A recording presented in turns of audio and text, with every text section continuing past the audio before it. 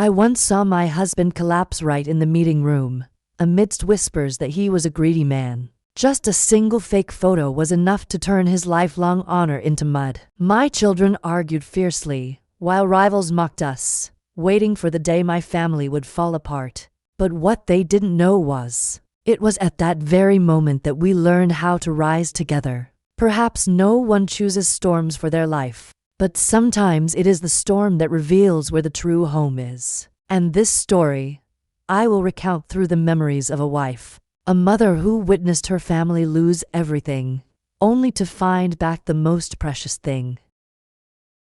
If you're watching this video, please like, subscribe, and let me know in the comments where you're listening from.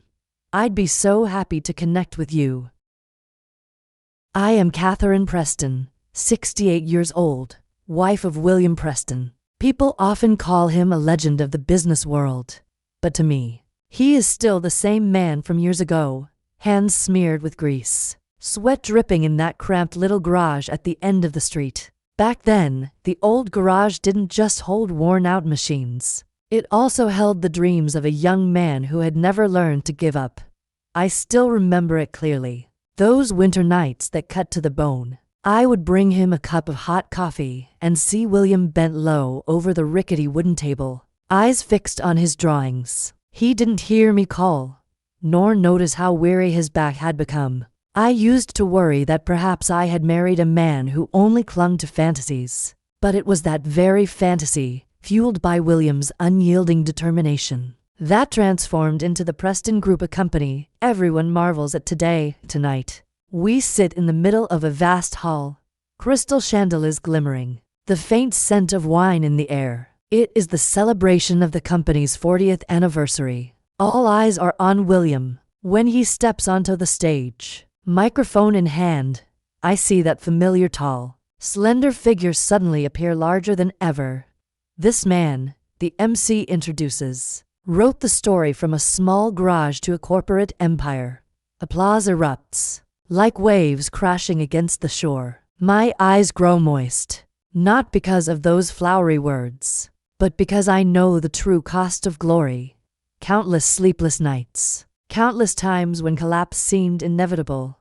I glance at our two sons, Robert and Michael, seated at the front table. Robert always composed, eyes calculating but full of pride. Michael fiery, outspoken, often clapping friends on the shoulder with a booming laugh. The two are nothing alike, yet both carry the Preston blood. I see William quietly smiling as he catches them whispering to each other, pride etched clearly on his face.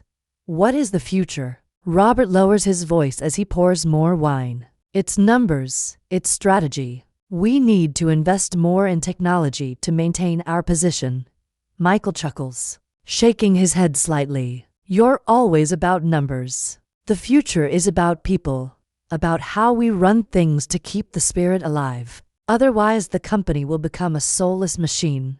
I overhear them faintly, feeling my heart warm. My sons may disagree, but at least they are thinking about the legacy their father worked so hard to build. William sits there, leaning slightly back in his chair, eyes glistening under the golden lights. I know how proud he must be.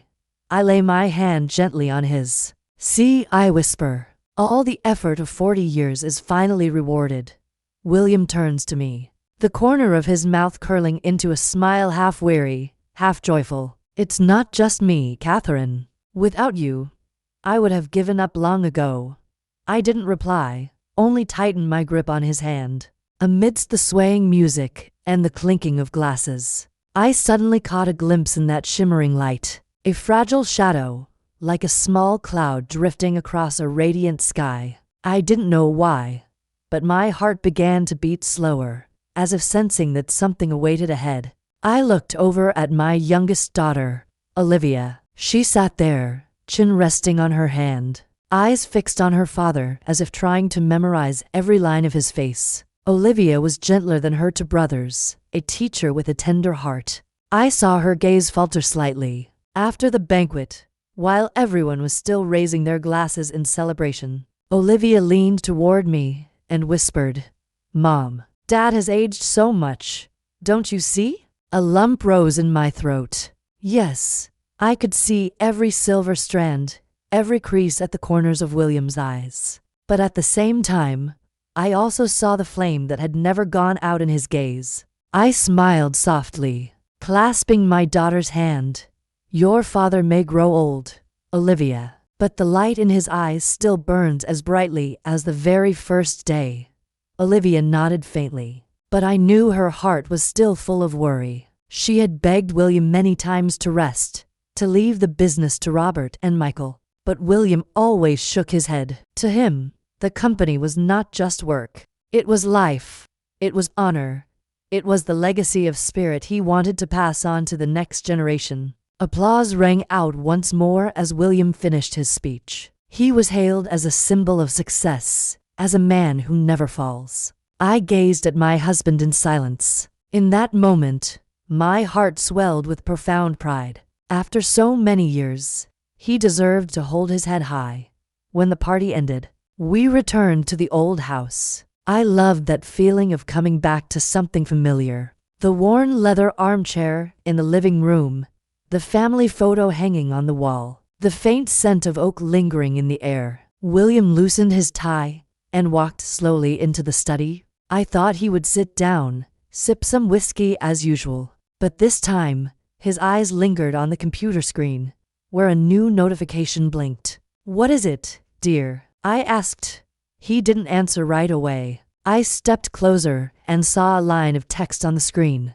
A new email from an unknown address. William frowned and opened it. Just one sentence? Short and chilling. "Someone is about to erase your name from the business world." I could hear my heart pounding violently. William sniffed lightly, forcing a strained smile. Maybe it's just some silly prank. But I saw his fingers trembling slightly, and the eyes that had glowed with pride at the banquet now suddenly dimmed.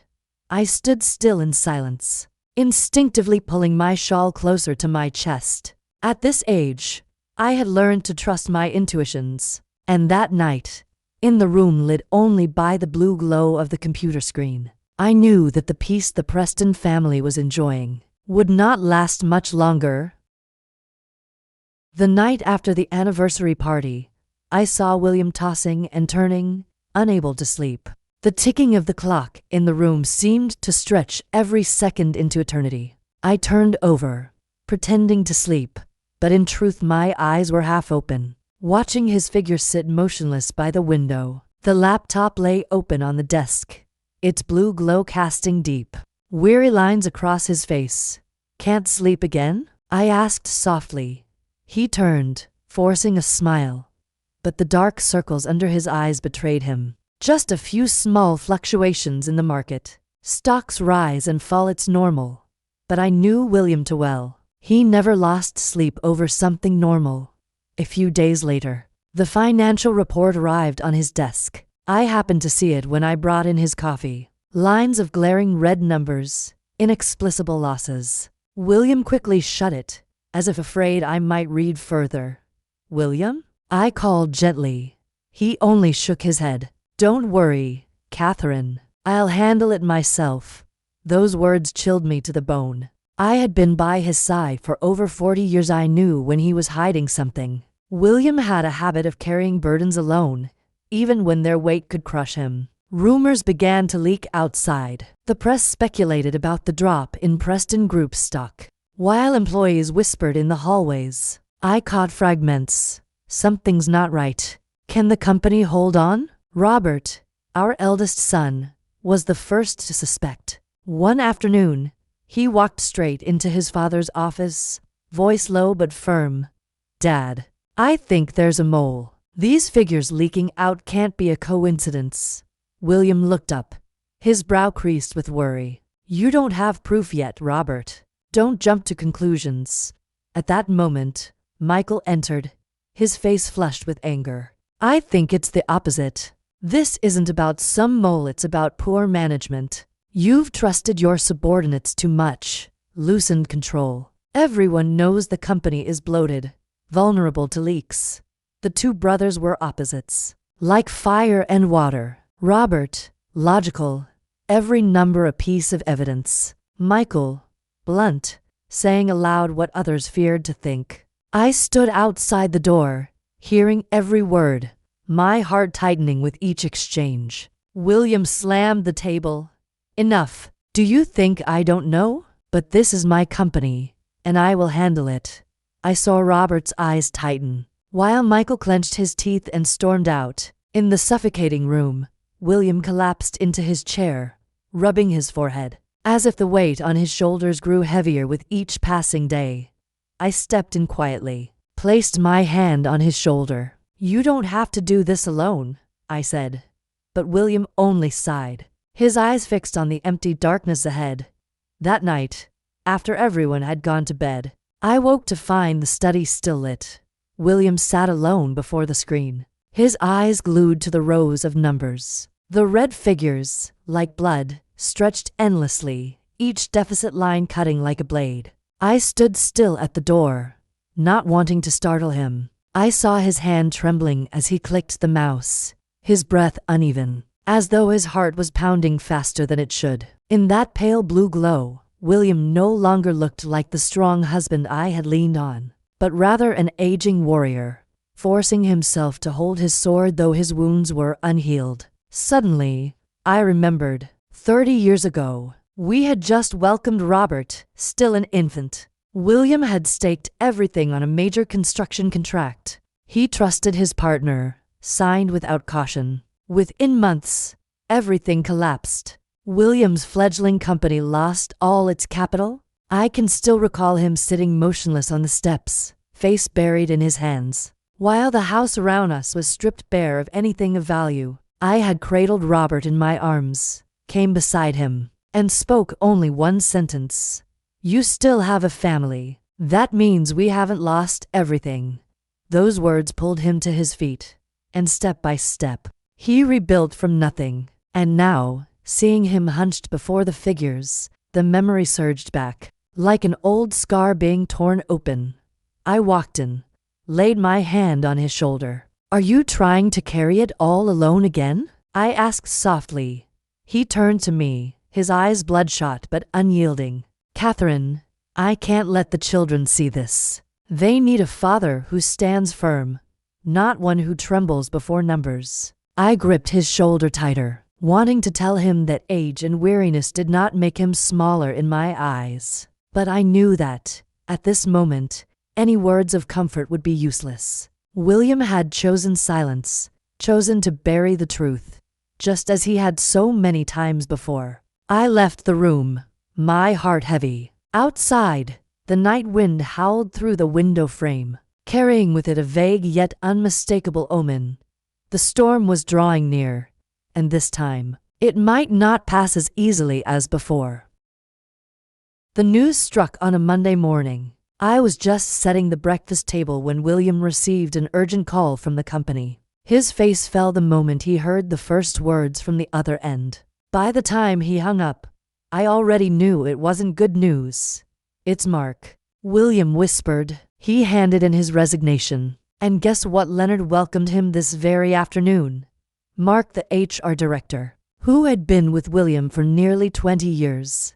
Not only a colleague but an old friend. I was stunned. Someone so loyal, leaving right when the company was in crisis? When William walked into headquarters, the atmosphere was nothing like usual. I could sense it even just walking beside him down the hallway. Quiet whispers, eyes that avoided ours. Preston Group is about to collapse, a voice slipped into my ear. William froze, his eyes narrowing slightly. He heard every word, and I saw his shoulders trembled in a small meeting room. Olivia was already waiting. She had taken leave from her classes to be by her father's side. As soon as the door closed, Olivia spoke up, her voice a mix of worry and resolve. Dad, you can't carry this alone. I've seen it. You've lost weight. You stay up every night. If you keep holding on by yourself, it won't just be the company, you will collapse too. William sank into a chair, head bowed. In the dim light of the room, he looked like a commander who had just lost a trusted general. Olivia, I once promised myself I would never let this company fall, no matter the cost. But you're not alone. Olivia gripped his hand tightly, her eyes glistening. Robert, Michael, me too. We're not just your children. We're part of this company's lifeblood. Let us share this with you. I sat quietly, listening to that exchange, my heart aching yet warm. Aching because I knew William was too stubborn, but warm because I saw my daughter grown standing by her father at the moment he was most fragile. William lifted his head, looking straight at Olivia. In his eyes was a mix of exhaustion, pride, and something that looked like fear. I knew he feared losing another loyal companion, feared betrayal, and feared admitting that he no longer had the strength to carry it all. In that moment, I understood. The first cracks had appeared, not only in the company, but in the heart of the man I had loved all my life. And I sensed that those cracks were only beginning to spread. That afternoon, the air in the company was thick, like a storm about to break. I walked with William down to the third floor and caught sight of Robert and Michael arguing in the middle of the hallway, right in front of several employees. Their voices rang out loudly, with no restraint. "You're always so rational. Obsessed with numbers and figures." Michael snapped, his face flushed red. "The company isn't just balance sheets. Do you even see the people out there, terrified and uncertain?" Robert's tone remained calm but icy.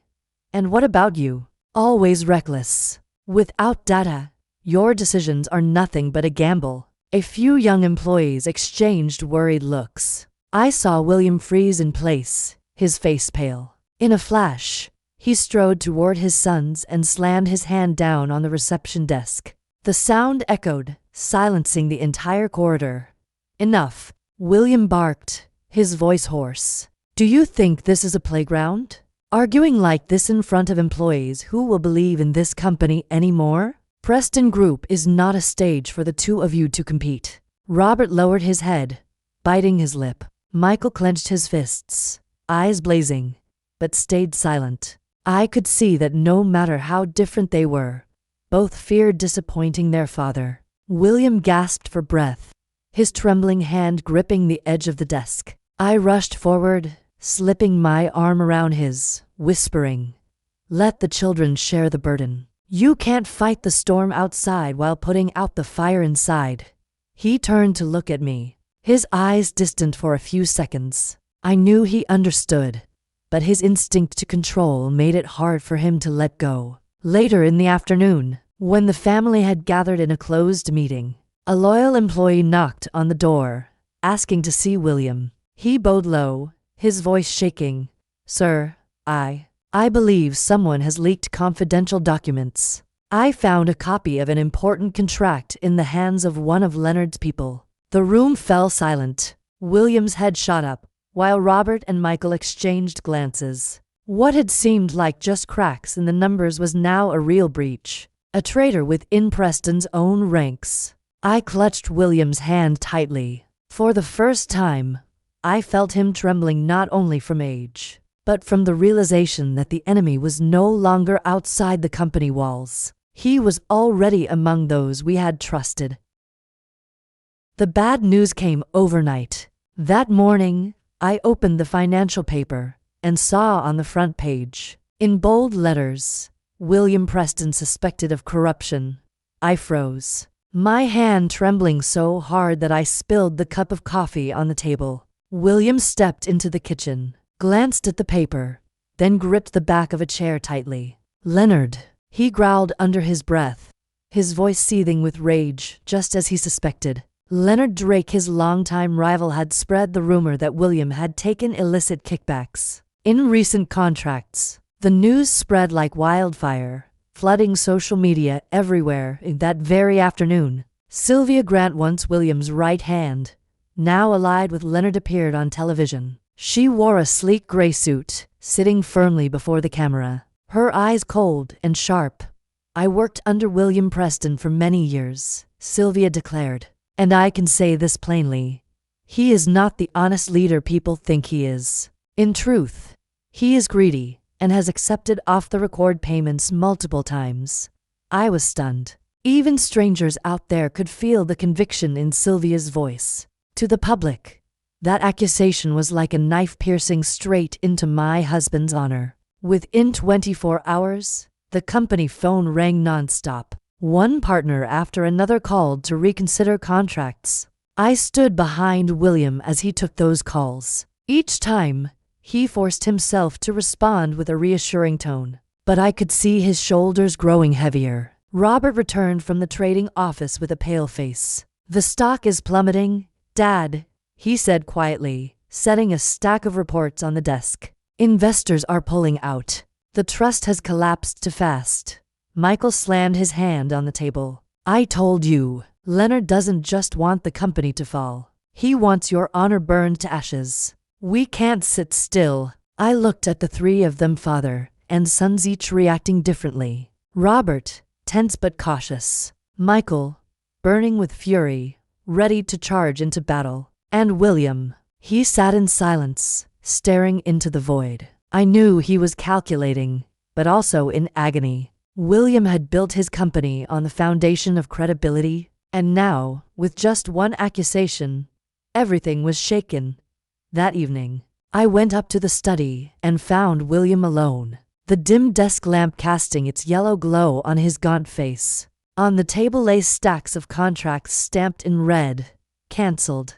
I quietly laid my hand on his shoulder. He didn't look at me, only muttered in a hoarse voice, "They've all turned their backs, Katherine. Years of building, and now just a single lie is enough to bring it all down." I squeezed his hand tightly, though my own heart was wavering. Deep down I knew this was only Leonard's opening strike. We would have to face many more storms. That morning's emergency meeting was packed. The executive board crowded into the room, heads bowed, avoiding William's gaze. I sat beside him, feeling beads of sweat on his brow. His voice came out hoarse, trying to keep a calm rhythm. "We must stand firm. Leonard wants to smear this honor, but as long as we are united." The sentence broke off. William suddenly froze, clutching his chest. His face went pale, his lips trembling. I lunged forward and caught him before his whole body slumped onto the table.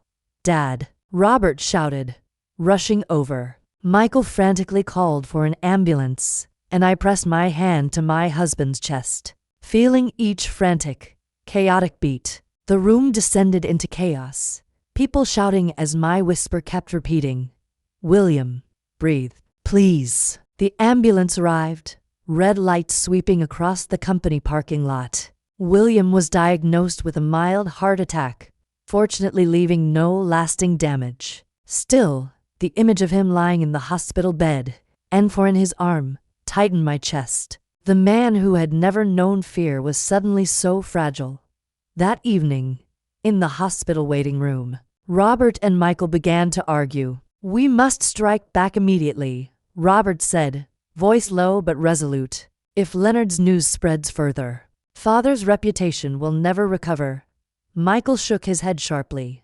"No, we need proof. If we only fight with words, we are no different from them. We must expose Leonard and Sylvia with what they have done." I sat between my sons, their argument reverberating in my head. One was strategic, calculating each move. The other was blunt, believing only in truth. I knew both loved their father, but their paths were different. "Be quiet," I cut in, voice choked. "Your father isn't there, and the only thing he needs is our trust. Don't let your division become a weapon Leonard can exploit."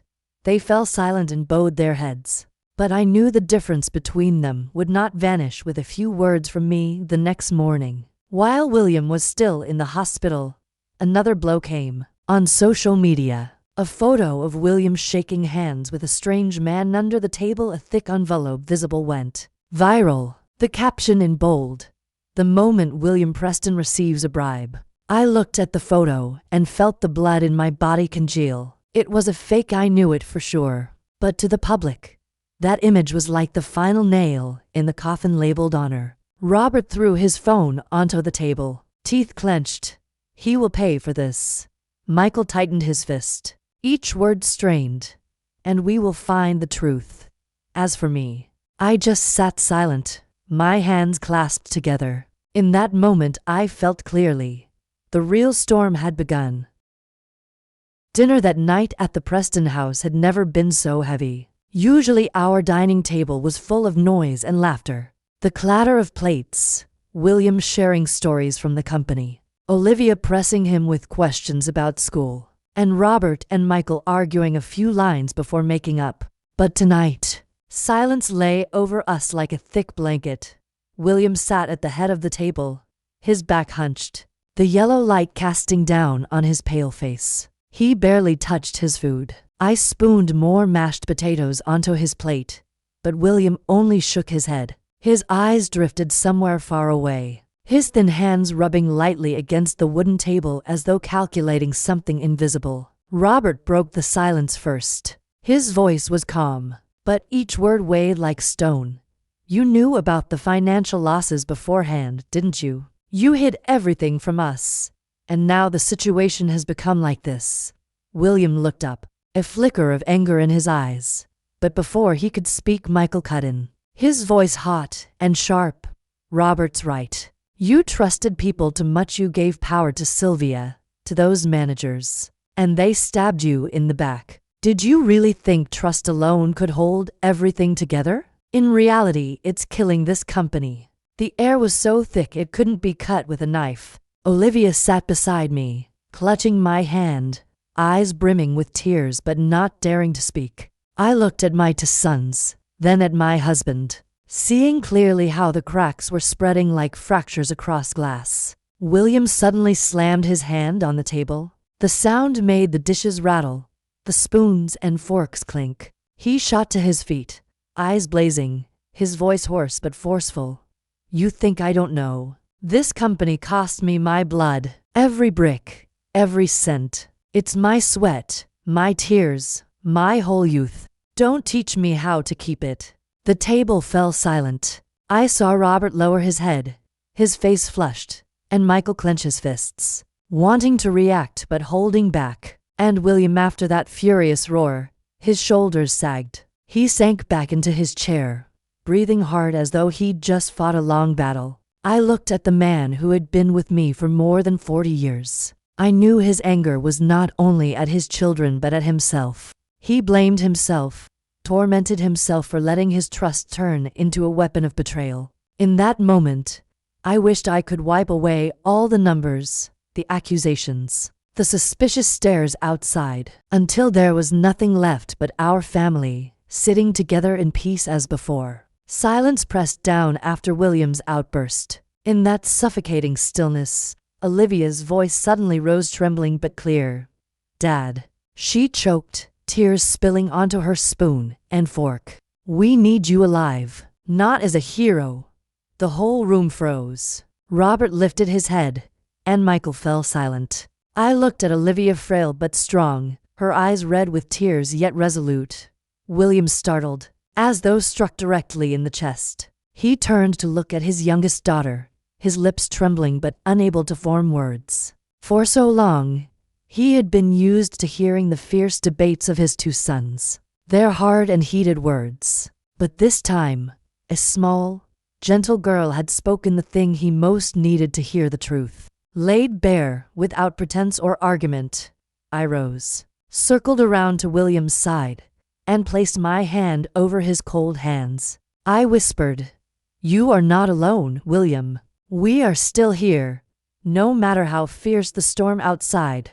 He turned to me, his eyes glistening. Those once proud shoulders now trembled faintly, as though the decades of burden had finally worn him down. Robert sighed, his voice softer than before. I'm sorry, Dad. I only wanted to protect the company.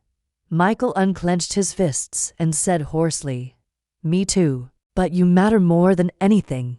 William bowed his head into his hands, not answering. I knew he needed time to absorb those words. That proud man had never easily admitted weakness. Night fell. After everyone had gone to their rooms, I returned to the study. William had dozed off in the chair, his face exhausted. The computer screen still glowed, the financial report clearly displayed. I leaned down, skimmed a few lines, and my heart sank. the company's accounts. Only enough to last 2 months.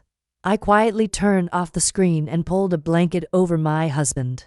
In the dark, I heard the wind whistling through the window and felt a silent dread pressing in. 2 months. Just 2 months to save an entire legacy and to keep William's heart from collapsing once more. The days that followed dragged on, heavy like thick fog. William still forced himself to go to the company every morning, but I could see his steps growing heavier than before. At breakfast, he spoke little, silently reading the paper, sometimes setting it down without being able to swallow even a piece of bread. One afternoon, Robert suddenly called us into the study. On the table, he spread out a stack of hastily printed documents, each page marked in red ink. His voice was low but tense. "I've found a trail. Suspicious transfers from Leonard's accounts to several senior managers in our company. I don't have enough proof to make it public yet, but this is an important lead." William slumped into a chair, his brows furrowed tightly. I saw his lips tremble as if to deny it, but then he stayed silent. In his eyes, I saw both pain and relief. Pain at the harsh truth. Someone on his own team had betrayed the company. Relief because, at last, he had reason to believe that not all the failures were due to his own negligence. Michael, however, refused to sit still. The moment he heard Robert's news, he began making calls nonstop. By evening, he announced, "I've arranged to meet an old partner. If we discuss restructuring, they might be willing to help. Preston Group needs to be renewed. Dad, not just to survive, but to stand strong again." Robert frowned, worried. "Don't be reckless, Michael. Without a clear plan, restructuring could make things even more chaotic. But waiting will kill the company." Michael shot back, slapping the table lightly. I stepped in, trying to keep my sons calm. "You are both right in your own way." Robert digs deep to uncover proof. Michael searches for a new direction. Perhaps both paths are necessary. William listened to everything, but said nothing. He only leaned back in his chair, rubbing his forehead, eyes fixed on the void. At last, his voice came out hoarse. "If the company falls, then it's my fault. I trusted too much. I gave Leonard this chance."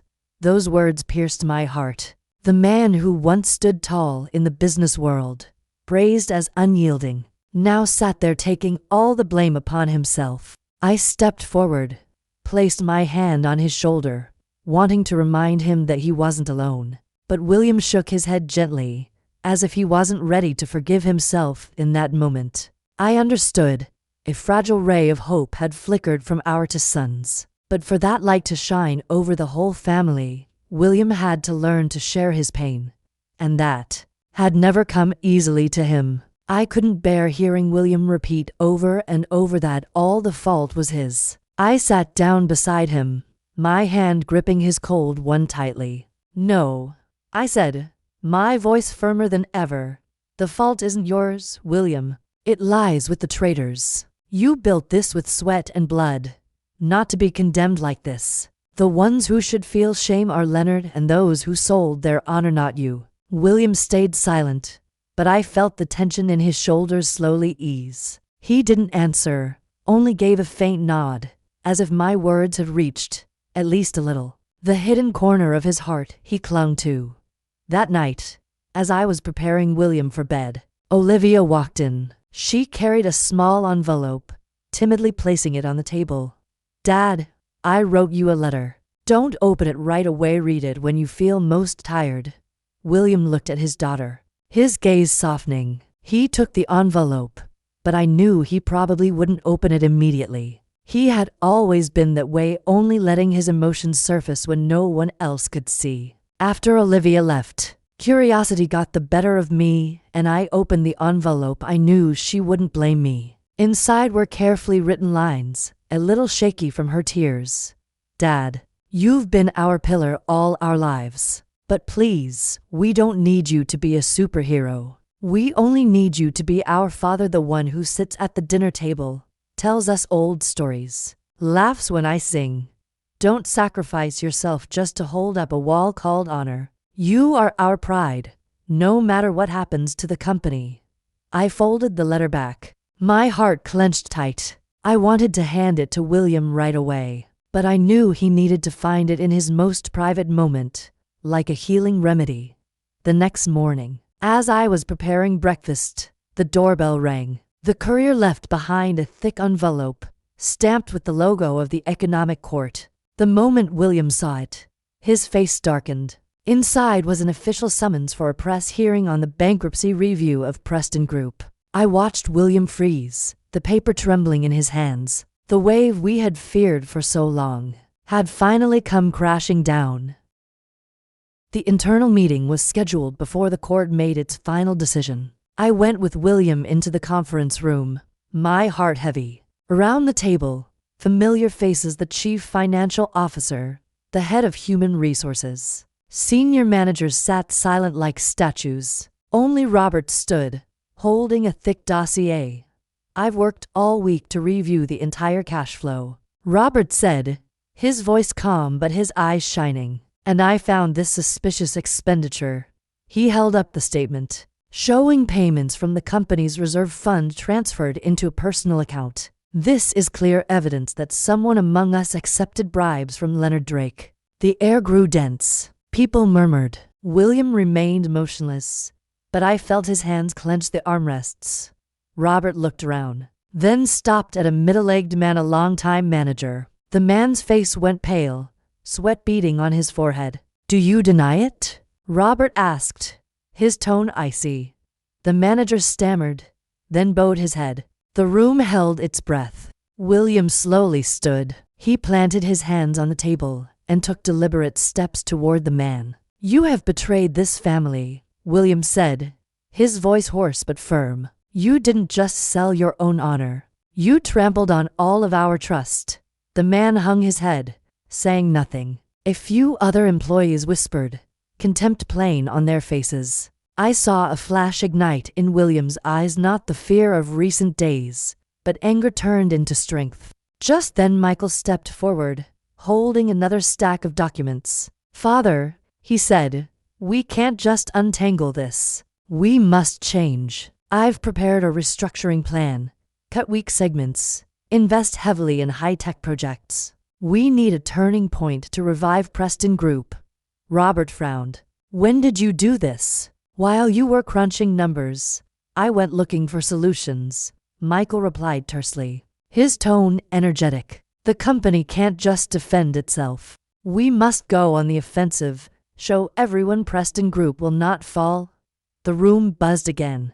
I looked at William. He stood between our two children, one cautious, one bold. There was a flicker of hesitation in his eyes, but I realized, for the first time in weeks, he no longer bowed his head. The conference room fell silent after Michael's impassioned presentation. Robert stood with his arms crossed, his gaze still doubtful. But no one could deny the fire in his younger brother's words. I looked toward William. He slowly turned his head, looking at each of his sons in turn, then swept his eyes across the whole room as if weighing the gravity of this decision. At last, he drew a long breath and nodded. His voice was hoarse but steady. "All right, we'll try." The whole room exhaled in relief. Robert hesitated for a moment, then gave a slight nod, accepting. Michael broke into a rare smile, his eyes alight as though fueled by fresh fire. Sitting behind them, I clasped my hands together unconsciously. For the first time in weeks, I no longer saw William as a broken, despairing man, but as a leader reclaiming a measure of his old resolve. I smiled faintly, my heart swelling with fragile hope. At last, a glimmer of light, I thought. After so many sleepless nights, after all those times William sat slumped before the screen, I had feared I would never again see that decisive spark in his eyes. But now, it had returned, though only as a small flicker. Yet the relief didn't last. Just hours later, as we left the meeting room, Michael's phone buzzed violently. Robert opened his laptop to check the news, and I saw the glaring red headlines scrolling across the screen. Shocking video. William Preston accepts a bribe? I held my breath. William's image appeared, plain as day. He was sitting in a private office, across from a man handing him a folder along with a thick envelope. The footage was blurry, the angle skewed, but just clear enough to convince the public that William was taking money. Michael slammed his fist against the table. Damn it! This is fake. Robert clenched his teeth, his face pale. But the public won't think so. Sylvia, this has her hands all over it. I turned to my husband. William sat frozen, his face ashen. The eyes that had just gleamed with renewed strength in the conference room were now extinguished. As though doused in ice water, I rushed to him, gripping his hand tightly. William, listen to me. This is nothing but a filthy trick. We will prove the truth. But deep inside, I knew the public out there wouldn't wait for us to explain. Sylvia's trap had snapped shut, merciless and precise.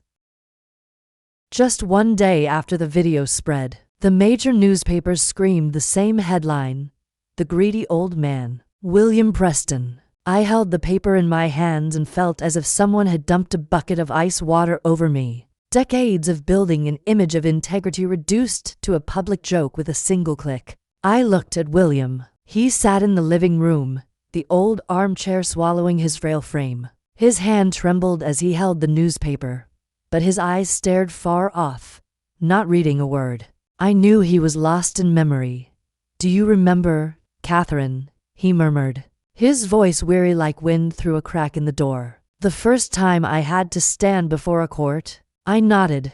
How could I forget? More than 30 years ago, William was accused by a partner of breaching a contract. They twisted the clauses, trying to turn a small error into a reason to seize his young company. I still recall that day, William in his worn suit, stepping up to the stand under dozens of scrutinizing eyes.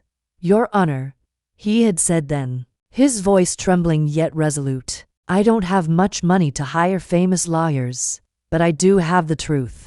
And the truth is, I did not sign any clause that violated business ethics. My company may be small, but my honor is not. The court ruled him innocent. The press didn't cover it widely, but for me, that was the day William proved to the world and to himself that integrity was not a choice, but the only path. The memory faded, and I looked at him now, the same man, but carrying a burden many times heavier. I wanted to tell him that justice would prevail again, but even my own faith was trembling. Olivia entered, carrying a cup of hot tea. She set it down on the table, then sat across from her father, her eyes gentle yet steady. Dad, she said softly, they can call you whatever they want, but to me, you are the one who taught me about fairness. I believe in you, just as I did when you told me the story of that court case. Tears welled as William lifted his gaze to his daughter. His eyes shimmered, as though someone had pulled him back from the edge of a pit. I watched his hand reach out to grasp Olivia's, holding it tightly in that moment. I understood. Even if the world turned its back, William still had his family, his children who had never once doubted their father's character. And perhaps that was what would keep him standing. Olivia still held William's hand, not yet finished speaking, when Robert walked in. Our eldest son carried a stack of documents, his face tense but his eyes blazing. He set the papers down on the table, sat up straight, and said with firm resolve, Dad, we are going to overturn this. I don't care what the press writes or what people say. We have the numbers, the transaction history. We will prove that every cent in this company is clean. William looked at his son, slightly astonished. I knew Robert was usually cold, letting the numbers speak for him. But today, his tone was not just that of a chief financial officer, it was the voice of a son determined to defend his father with everything he had. Before the silence could settle, Michael came in. Dust still clung to his coat. He must have just returned from meeting someone. Planting both hands on the table, he looked straight at William. And if the numbers aren't enough to convince them, Michael said, his voice blunt and blazing, I'll expose Leonard. I won't hesitate to reveal his tricks. If I have to, I'll stand in the middle of the hall and tell everyone how they smeared you. Robert frowned, clearly disliking his brother's rash approach. But he didn't object. I saw it then to sons, opposite as fire and water, now standing on the same side, protecting their father. William sat in silence, his gaze shifting from Robert to Michael. In his eyes, I saw both pride and pain. He had once hoped his children would walk a path already paved, never needing to fight brutal battles as he had. Yet now, it was he who had pulled the whole family into the storm. I placed my hand gently on William's shoulder, giving it a squeeze. "Do you hear that? You're not alone." He nodded faintly, but I could see his mind still weighed down. Then, like a knife driven deeper into an unhealed wound, William shared a new discovery. This afternoon, while reviewing the files, I found another manager, directly connected to Leonard. It's not just one traitor.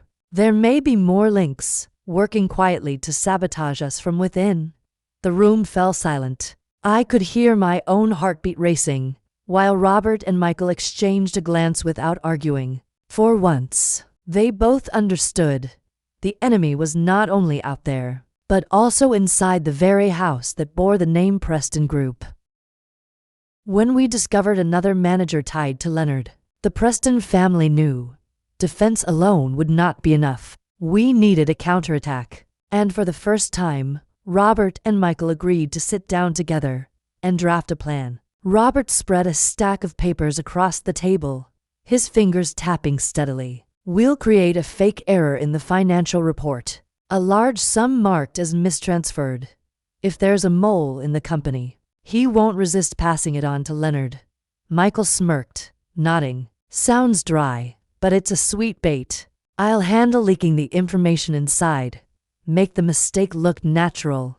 I looked at my sons, my heart torn between worry and pride. They had been so different, yet now, they fit together as one. William leaned back in his chair, listening in silence. I caught the corner of his lips lift slightly, as if an old flame had just been rekindled. The day of the internal meeting came, the room tense as a tightened string. Robert deliberately fumbled as he presented the report, exposing a mistake of nearly $5 million in international transactions. Michael sat beside him, throwing in sharp, scolding remarks, stirring the atmosphere into chaos.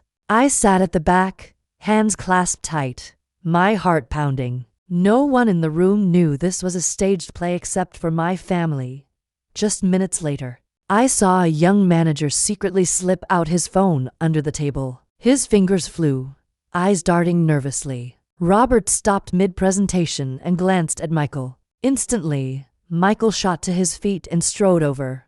"Who are you texting?" Michael's voice boomed, loud enough for the whole room to hear. The man panicked, dropping his phone to the floor. The screen lit up, revealing an unsent message. "Major financial error. Preston Group is about to collapse." The recipient was none other than Leonard Drake. The room erupted. Loyal employees whispered angrily. The man's face went chalk white, sweat dripping down his temples. William slowly rose. He no longer trembled like in the days before. His voice rang out cold, heavy with authority. "You sold your honor for money, but we still have dignity, and dignity cannot be bought." The air froze. The traitor lowered his head, while the other employees began to clap. At first, the applause was scattered. Then it grew louder, spreading across the room. I saw William standing tall, his eyes blazing. In that moment, I recognized the husband I had once known, the man who stood in court with only one conviction: the truth. The applause echoed through the room, at first just a few claps, then spreading until the whole assembly joined in. Faces that had once been filled with doubt now looked at William with something different: respect, trust, and above all, hope. I saw the corners of his lips quiver, as if he could hardly believe what was happening before his eyes. For weeks, William had fought alone, bracing himself against the storm of rumors and betrayal. Now, surrounded by the thunder of applause, he finally exhaled. His shoulders eased, his eyes closed for a moment. When he opened them again, they were clear and steady, brighter than before. I sat at the back, tears threatening to spill. That man, my husband, The father of my children had at last found himself again, no longer a cornered victim, but a leader, backed by the faith of his family and the loyalty of his people. Robert and Michael stood at his sides, each with their own demeanor, yet both aligned with their father. Robert adjusted his glasses, his tone grave. This is only the first step, but at least now we know who is friend and who is foe. Michael clapped his father's shoulder, his voice firm. I told you, Preston Group has never been a playground for others to topple at will. We're coming back. The air in that meeting room felt cleansed. For the first time in weeks, I saw people leaving with straightened backs, no longer bowed beneath the weight of defeat. And yet, just as we began to savor a moment of relief, a message from Leonard suddenly appeared on the phone of a major shareholder and quickly spread. I heard Robert read it aloud, his voice low. Face me at the National Trade Conference. If William Preston dares to hold his head high, then prove it before the world. I saw William's eyes narrow, the light within them no longer fear, but challenge. A new battle had been set not within the walls of the company, but before thousands of watching eyes. The day Leonard's challenge arrived, the atmosphere in the Preston home shifted entirely. No more heavy, silent dinners now. There was urgency in the air, as if the whole family were stepping into a major campaign. Each person had a role, everyone tense, but no one gave up. Robert claimed the entire study on the second floor. Every day, he sat in front of the screen, his eyes bloodshot from lack of sleep. Yet his hands never stopped typing. Stacks of thick reports piled high, every page scrutinized with care. One afternoon, when I brought in coffee, I saw the margins filled with his notes. I want to make sure that when Father stands at the conference, every figure is spotless, without a single crack. Leonard won't be able to twist the truth again. I nodded, lightly touching my eldest son's shoulder. In his determined gaze, I saw the reflection of William in his younger days, cautious, sharpening every detail like polishing a sword before battle. Meanwhile, Michael chose a different path. He gathered a team of young engineers, brought them into the lab, burning with energy. A new product idea was being tested, an intelligent supply chain management software, sleek, streamlined, and groundbreaking. As I passed by, I heard Michael's voice echoing, "We won't just survive. We'll prove Preston Group can lead the future." Unlike Robert's steady calm, Michael captivated with passion. I looked at my younger son, remembering when he was a boy, dashing around the yard, always impulsive, but never lacking determination. And at the center of it all was William. He remained the soul of the family. Though his health was still fragile after the heart attack, he insisted on sitting at his desk, notes in hand. Many times I found him standing before the mirror, rehearsing his speech. At first his voice wavered, halting, but as the days passed, I heard the change, from hesitant to steady, from unsure to commanding. One evening, I stood quietly outside the door, listening to his voice ring out. I have fallen before, but those very falls taught me how to stand firm. Preston Group is not just a company. It is proof that honor still has a place in the business world. His voice trembled, but not from weakness. It trembled with emotion, with the weight of words spoken from the heart. I smiled faintly, my eyes brimming. That man, though scarred by countless fractures, still carried a flame within. And now, that flame was preparing to blaze once more. One late night, I quietly stepped into the study. William was still there, his shirt wrinkled, glasses slipping down his nose. Pages of speech drafts scattered before him, covered in scribbles and strike-throughs. He looked up at me, dark circles under his eyes, yet his gaze burned with determination. I walked over, placed my hand on his shoulder, and whispered, "William, you are the heart of this company, not the numbers, not the buildings or the stocks. You with your integrity and perseverance are what has kept Preston Group alive until today." He froze, lips parting as if to argue, but then he fell silent, allowing my hand to pass warmth into his cold fingers. I knew, deep inside, He needed these words more than any report or statistic. Meanwhile, Olivia refused to remain idle. She gathered photos, stories, and old family letters, snapshots of the garage where it all began. The handwritten notes William sent me when the company nearly collapsed. The newspaper article that once praised him for upholding business ethics in court.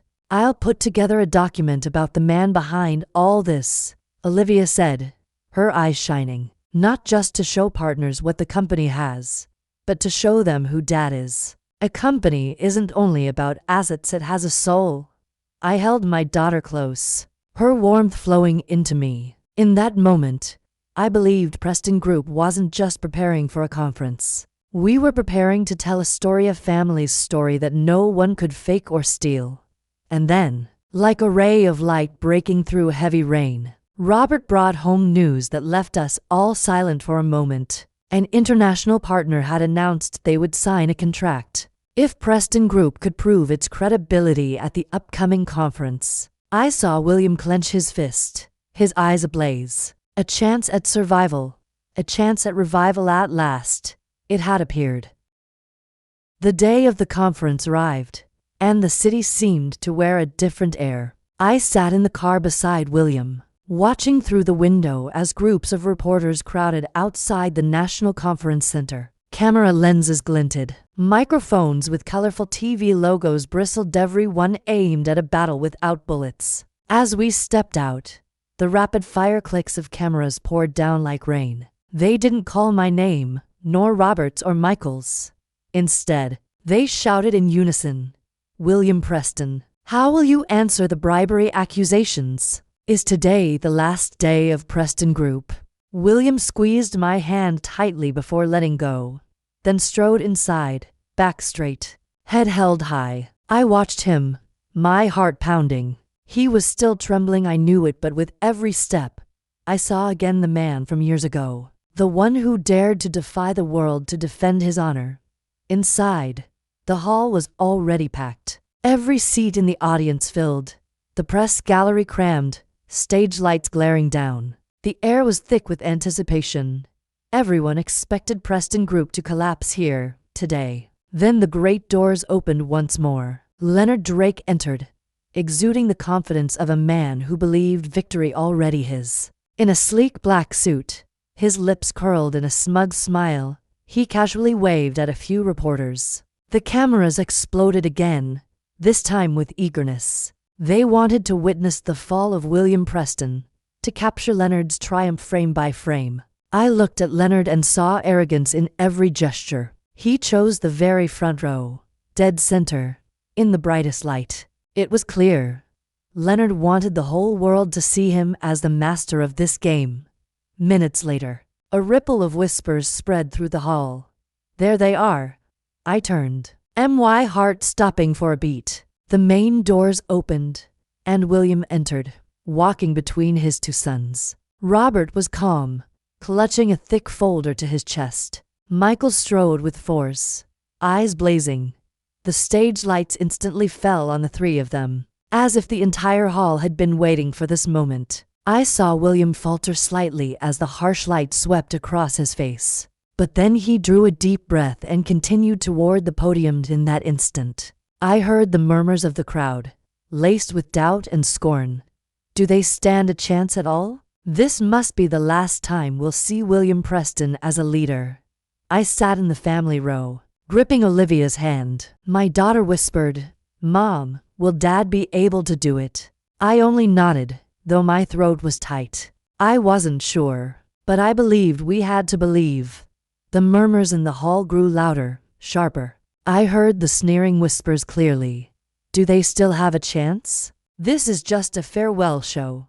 Leonard will finish them off right here on stage. Each word was like a dagger twisting into my heart, but I forced myself to sit tall. William lifted his head, his face taut but his eyes blazing beneath the lights. Robert and Michael walked shoulder to shoulder beside their father, and in that moment I saw it plainly, he was no longer alone. As William took his seat at the head table, I leaned slightly toward him and whispered, just loud enough for him to hear, "You have us, William. Whatever happens, You are not alone.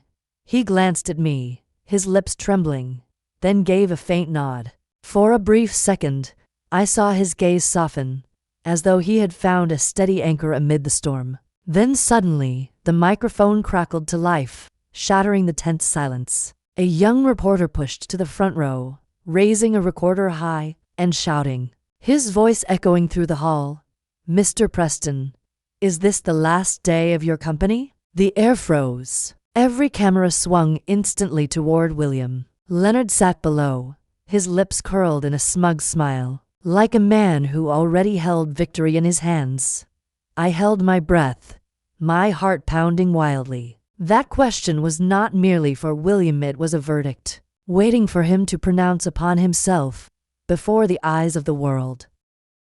The moment the reporter's question dropped, the entire hall seemed to hold its breath. William didn't answer right away. He slowly rose, placing both hands on the edge of the table, the stage lights casting his shadow long across the red carpet. Then he gave a slight nod toward Robert. Robert drew in a deep breath, adjusted his glasses, and stepped to the podium. His voice rang out, low and steady.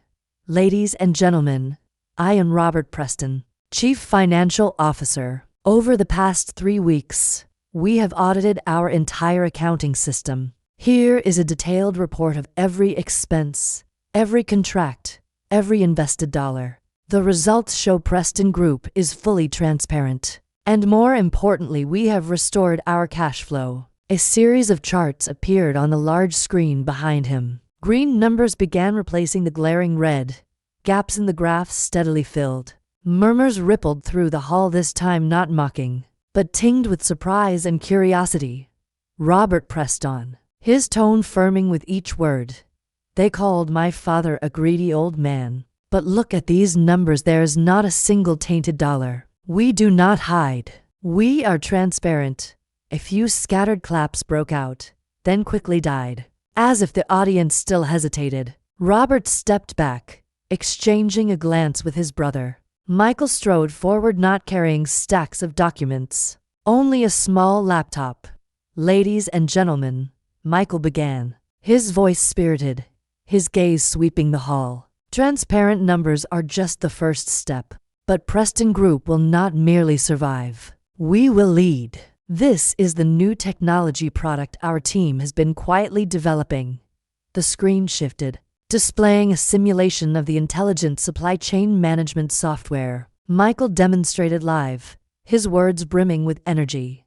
It reduces costs by up to 30%, lowers inventory risks, and forecasts demand with precision. This isn't just a solution for Preston Group, it's a solution for the entire industry. The hall stirred with excitement. Some journalists in the front rows nodded, scribbling notes quickly. I saw Leonard frown, the smirk tugging at his lips, faltering for the first time. And then, William rose. He needed no notes, no draft. He walked straight to the podium, his eyes blazing like fire amid the storm. I have fallen. William began, his voice trembling at first, but then growing louder, stronger. Yet it was those very falls that taught me to rise. I built this company from a small garage. I once lost everything, but I never lost my integrity. And today, I do not stand here to beg for pity. I stand to prove that honor still has a place in business. The hall erupted in a tremor. Cameras clicked in a frenzy. I looked at my husband, and for the first time after months of darkness, I saw him blazing not merely as a businessman, but as a symbol of resilience. Applause followed William's words, though uneven. Some clapped with force, others half-heartedly, and many remained seated, their eyes still heavy with doubt. Around me, I heard the low murmur of skepticism. He speaks well, but who knows if it's true? Numbers can be faked. All of them. William stood tall, his eyes bright, though I noticed his hands trembling slightly. He knew his words alone weren't enough to shatter the wall of suspicion Leonard had built. Just then, Leonard rose from the front row. He clapped slowly, his smirk curling, his voice rising clearly into the microphone.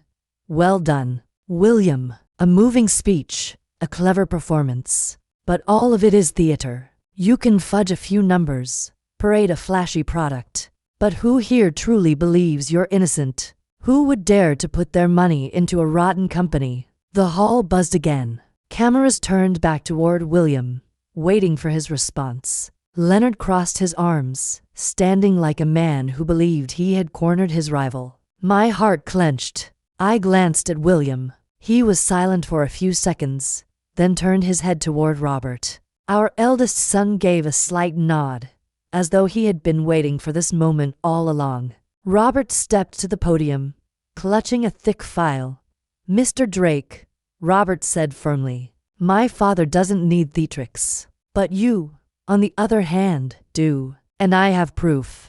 The hall fell silent. Robert opened the file, raised a bank statement, and projected the image onto the giant screen. This is a chain of transfers from an offshore shell company directly into your personal account. The amounts match exactly the contracts you used to attack Preston Group. Gasps erupted through the audience. Reporters jumped to their feet, cameras flashing like lightning. Leonard froze for a few seconds, his face draining of color. The smug smile vanished. I could hear the whispers turning. My God, is it true? So Leonard was the one taking bribes? William turned slowly toward his rival, his eyes ablaze not as a man accused, but as one witnessing the villain stripped bare, unmasked before the world. The hall erupted the moment the bribery evidence lit up the screen. Reporters leapt to their feet, cameras flashing in a storm of light. The crowd buzzed with a roar of disbelief and revelation. I can't believe it. Leonard was the one taking the money. Then the accusations against William were all lies? Leonard tried to hold his smile, but his face twitched uncontrollably, sweat beading on his forehead. He shot up from his seat, shouting, these documents are fake. Don't let them fool you. But Robert had prepared too thoroughly. His voice was cold, cutting. We don't just have the statements. Here are the email chains and witnesses from an international bank ready to testify. Everything has already been submitted to the authorities. The screen shifted, revealing the string of emails. And among the names, one stood out: Sylvia Grant. Every eye in the hall swung toward her. The woman who once sat proudly beside Leonard now sat pale as chalk. A reporter shouted, Ms. Grant, is this your signature on the email? Were you the one who spread that fake video? Sylvia stammered, her eyes darting wildly. She grabbed her handbag and bolted upright, clearly trying to escape. But two security staff blocked the doors immediately. Camera flashes exploded, ensnaring her like a web of light. I was only following orders, Sylvia screeched, her voice shrill. But it was too late.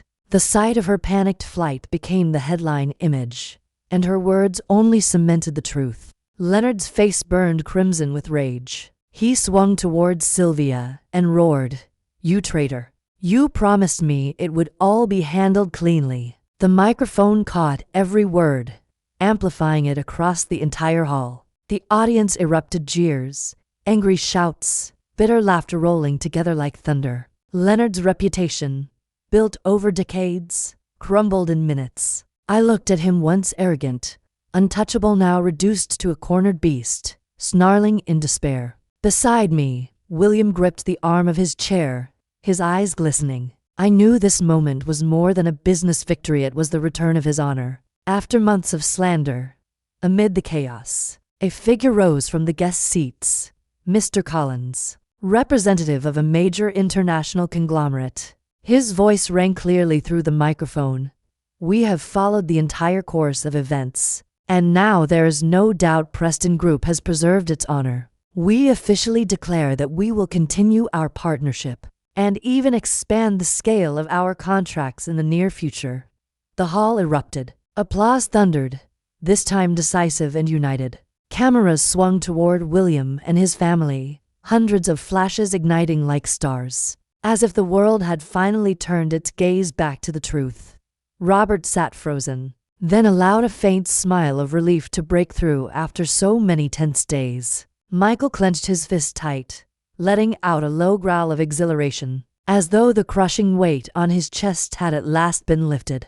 William stood motionless for a few seconds, then slowly turned to his sons. I saw his eyes shimmering, and when he spread his arms, Robert and Michael stepped into his embrace. His voice cracked, yet carried far through the microphone. "You have saved me, and this company." The hall exploded once more with applause. I saw reporters snapping photos, some wiping the corners of their eyes even as they worked. This was no longer just a business moment, it was a family moment. A father lifted up by the very sons who refused to let him fall. And then, right there on that stage, an international contract was brought forth. The partners' representative signed before hundreds of witnesses, each stroke of the pen sealing the truth. Preston Group was back. A week after the conference, the name Preston Group filled the headlines. But this time there were no slanderous titles. Instead, bold print proclaimed, "The Preston family's triumphant victory. Honor restored with the next generation." Each morning as I opened the papers, a swell of emotion rose within me. On the day of the official international contract signing, our family was invited to a grand ceremony at the city center. As the sleek car pulled up to the entrance, I hadn't even taken William's hand before the flashes of dozens of cameras blazed. Reporters pressed forward, voices calling William's name as though he were a symbol returned from battle. William stepped out first, his stride no longer heavy as it had been during the storm. He wore a refined gray suit, paired with the pale blue tie I had chosen. Then he turned back, extending his hand to me. I placed mine into his warm and steady. "We've weathered the storm, Katherine," William whispered, his voice husky but his eyes shining with rare brilliance. I smiled, my heart racing. This man who had once collapsed in the boardroom, who once thought himself a burden to the family, now stood tall beneath the radiant lights. His words were not only a declaration of victory but also a quiet gratitude for the journey we had endured together. Robert and Michael followed close behind, shoulder to shoulder like twin pillars. Some reporters shouted, "What are the heirs of Preston Group planning next?" Robert answered with a calm smile, while Michael raised a hand in greeting, his radiant grin betraying uncontainable pride. Olivia walked beside me, her eyes shimmering as she watched her father and brothers. She whispered, "Mom, I've never seen Dad so proud." Then, turning to William with a bright smile, she added, "I'm happy to be his daughter." I gently squeezed Olivia's hand, tears pricking at my eyes. In that moment, I knew the sacrifices, the sleepless nights, the painful accusations, all of it was worth it. For it had brought us to this day, the day the Preston family walked in the light, no longer bowed under the shadow inside the grand hall. The air was solemn yet filled with laughter. Handshakes and congratulations rang out without end. I saw Robert and Michael standing together, surrounded by young entrepreneurs. They didn't need many words, just a quiet exchange of glances. In that look, I saw it clearly. The responsibility of succession was no longer a burden, but a shared promise to uphold the family legacy. Robert stood solemn, his gaze steady and composed, so much like his father in earlier days. Michael radiated energy, his lively voice drawing people toward him. Two opposing halves, now joined into a solid whole. I knew William saw it all, and within him, pride swelled higher than any praise from the outside world. The press swiftly shifted tone. Newspapers that once branded William, the greedy old man, now blazed new headlines. Preston, the family that would not bow. On social media, images of our family striding through the flash of cameras spread everywhere, accompanied by captions brimming with admiration. People were no longer just talking about a signed contract, but about the indomitable spirit of a family that had weathered the storm through unity. I overheard one reporter whisper to a colleague, "This might become the classic comeback story of the business world." And then, the microphone on the main stage boomed, the host's voice ringing out live on television. "Ladies and gentlemen, at this very moment, we witness history. The Prestons have returned." The hall erupted in applause, cameras swiveling toward William, toward his sons, and toward me. I felt William squeeze my hand once more, warm, steady, strong. In his eyes shone a light that was not just from the stage, but from faith itself, reborn. After the signing ceremony, Preston Group became the center of admiration. But for William, the true victory did not lie in contracts or soaring stock prices. I saw it clearly during the private family meeting held right after the event. He stood before Robert, Michael, and Olivia, his face calm but his eyes alive with intensity. His voice was warm, steady, resolute. Today, I officially declare that I am passing the leadership of the company to Robert and Michael. The room fell silent. Robert looked up in astonishment. Michael too was struck still, his eyes shining but faintly trembling. William went on, each word slow, etched deeply into our minds.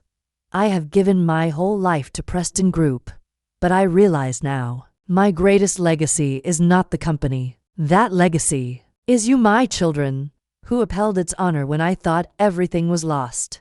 Tears welled in my eyes. Olivia squeezed my hand gently, her lips trembling. Robert bowed his head, his voice choked. Father, I will not betray this trust. Michael stepped forward and embraced him tightly. I promise to keep the Preston flame alive, no matter where the road leads. William wrapped his arms around them both, his silver hair resting against their shoulders. I had never seen him so at peace. He was no longer the man bearing the weight of responsibility alone, but a father lifted and sustained by his own children. A few days later, our family gathered on the porch of our suburban home. The afternoon sun poured gold across the garden. The breeze rustled softly through the trees. William sat in his old wooden chair, Olivia resting her head on my shoulder. Robert and Michael chatting nearby. No more urgent phone calls, no more flashing cameras, only birdsong and the gentle scent of tea drifting from the kitchen. I gazed at the scene, thinking quietly, after all the storms, perhaps this was the sweetest victory of all. That afternoon, as the family sat together on the porch, Olivia suddenly stood. She held a small notebook in her hands, her voice trembling yet clear. I have a short poem I want to read for you, for Mom, Dad, and my brothers. It's not from a famous poet, just something I wrote while thinking about our family. She opened a page, the golden light of dusk falling across the uneven lines of handwriting. Then Olivia read, her voice pure. The wind may strike down a tree, but it cannot strike down deep roots. The storm may shatter a roof, but it cannot destroy the place called family. The porch fell silent. William looked up, his eyes glistening. Robert nodded slowly, while Michael gripped his sister's hand with pride. I felt the breeze brush through my hair, carrying with it the echoes of stormy days, leaving only peace behind. I turned to look at my husband, then at my children. Memories rushed and William slumped over his desk at night. The fiery arguments, the anxious tears, and then, all of it folded into one truth. The strength of family. I lifted my head, my gaze reaching forward as if to meet the very eyes of the one listening to this story. My voice rose, not a whisper anymore, but a question aimed straight at the heart. If it were you, would you give up when the storm comes? Or would you rise together with your family? The question lingered in the air, like a challenge to every soul. And then, from afar, the sound of church bells drifted across. The notes rang long and clear, echoing through the town. We sat on the porch, listening, letting the bells merge with the evening, opening a new chapter for the Preston family, a chapter written with faith, honor, and undying love.